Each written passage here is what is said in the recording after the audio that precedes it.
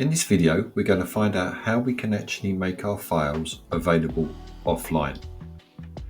The first thing you need to do is to go up to the settings cog on your Google Drive, just here. Click on that and then go into settings.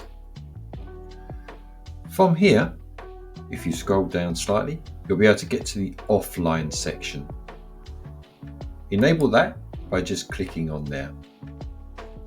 You'll notice in the bottom left hand, it's got setting up offline as a notification. If we go back into our main Google Drive, we now can see an icon appear, which basically means we are now ready for offline.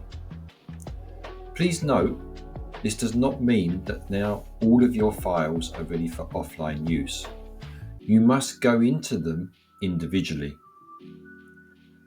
If you right click on a file, because you've now enabled offline in settings, you will now be able to go into individual files and make them available offline by turning on the slider.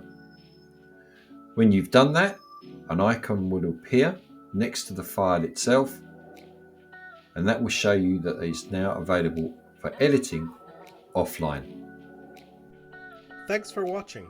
Here at the Live Learning Company, we aim to take the hassle out of tech and put the human back into digital training. We deliver scalable training sessions in productivity and collaboration apps such as Google Workspace and Microsoft 365. Our sessions are delivered live by trainers, meaning you can ask questions as you learn.